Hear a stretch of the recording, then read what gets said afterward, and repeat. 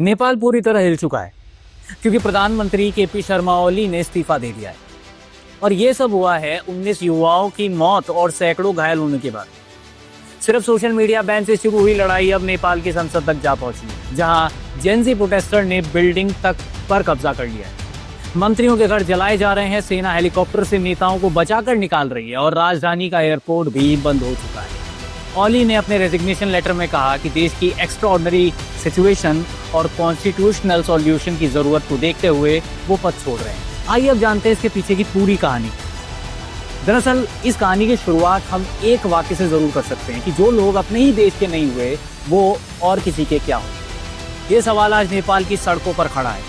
एक ऐसा देश जो हिमालय की गोद में बसा है और अपनी शांति और संस्कृति के लिए जाना जाता है, वो कई दिनों से खून और आंसुओं से जूझता रहा।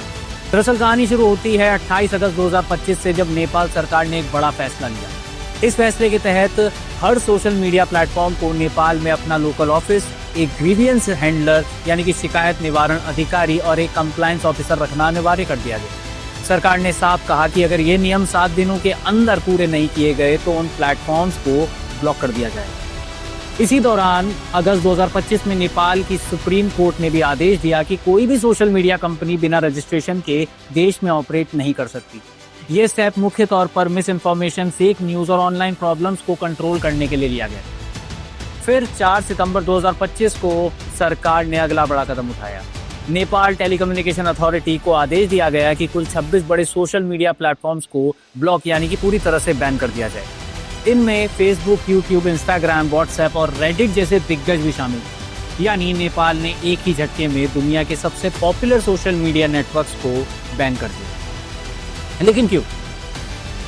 दरअसल सरकार का कहना था कि ये कंपनियां मंत्रालय द्वारा बनाए गए नियमों का पालन नहीं कर रही। असली मकसद था प्लेटफॉर्म्स को ज्यादा अकाउंटेबल और कंट्रोल बनाना, लोकल अकाउंटेबिलिटी सुनिश्चित करना, साइबर क्राइम, मिस इन्फॉर्मेशन और हेट कंटेंट को रोकना और देश में सोशल हार्मनी बनाए रखना। कागज पर तो ये फैसला जायज और जरूरी लग सकता है, लेकिन हकीकत में इसके असर ने लोगों की रोजमर्रा की जिंदगी को हिलाकर रख दिया। लाखों लोग जो इन प्लेटफॉर्म्स के जरिए अपना बिजनेस चलाते थे, पढ़ाई और ऑनलाइन लर्निंग करते थे या फिर दूर बैठे परिवार और दोस्तों से जुड़े रहते थे, उनका सब कुछ अचानक ठप पड़ जाता है। यहीं से आग भड़कती है और ये आग सिर्फ सोशल मीडिया बैन की वजह से नहीं, असली चिंगारी थी भ्रष्टाचार और नेताओं के ऐशो आराम भरी जिंदगी से। हाल ही में नेपो किड कैंपेन वायरल होता है, जिसने नेताओं के बच्चों की लग्जरी लाइफस्टाइल और परिवारों पर लगे भ्रष्टाचार के आरोपों को उजागर किया। लोगों को लगा कि सत्ता सिर्फ अपने लिए काम कर रही है, जनता के लिए नहीं। और इसी बीच जेन जी यानी कि युवा पीढ़ी ने इसे अपनी लड़ाई मान लिया। उन्होंने कहा बैन तो बस वजह है, असली मुद्दा भ्रष्टाचार है। और फिर हुआ वो जिसने पूरे नेपाल को जलाकर और हिलाकर धूम रख दिया। 8 सितंबर हजारों युवा काठमांडू की सड़क पर उतरते हैं।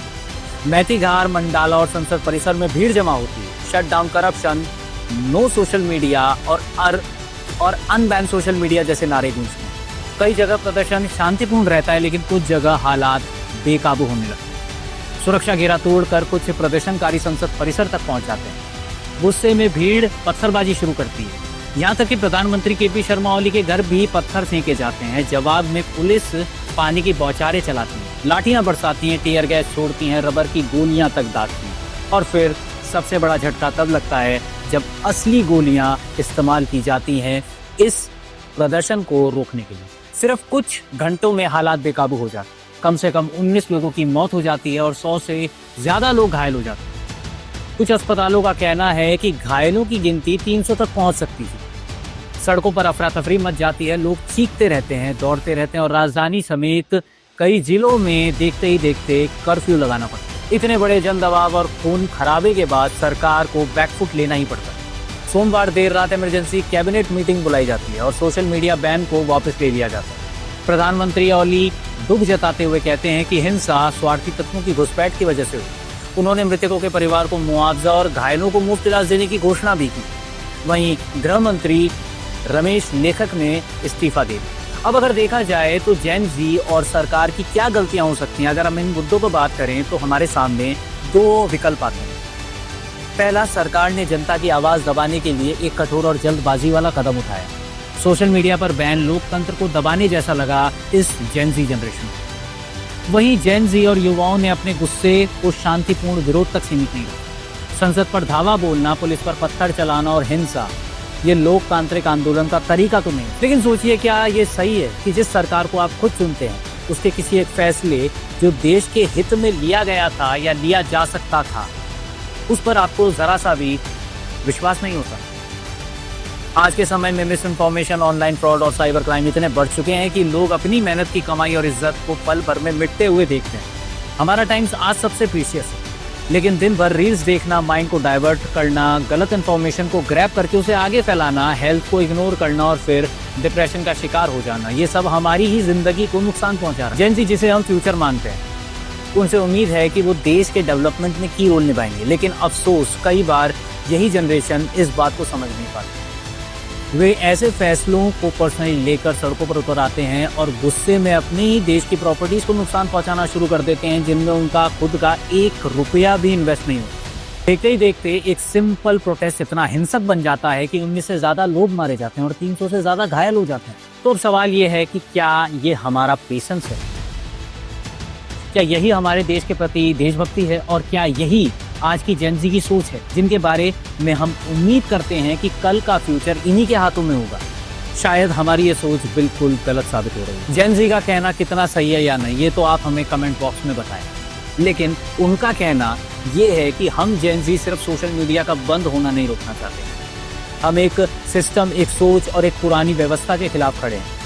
हम साफ देख रहे हैं कि किस तरह करप्शन और पावर की बेशर्मी ने हमें पीछे धकेल दिया है, जबकि हमारी चाहत है आगे बढ़ने की।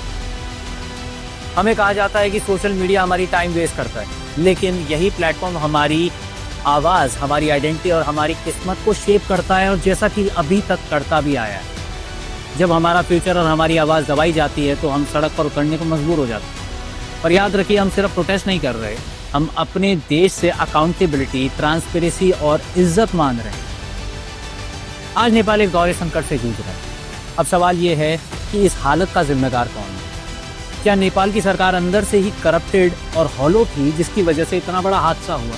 या फिर इसके पीछे कोई पॉलिटिकल कॉन्स्पिरेसी रही?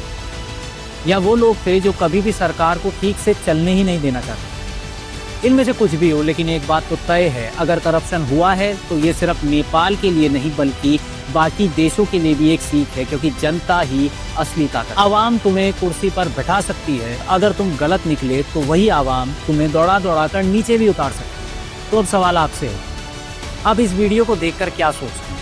अपनी राय जरूर हमें कमेंट बॉक्स पर साझा करें।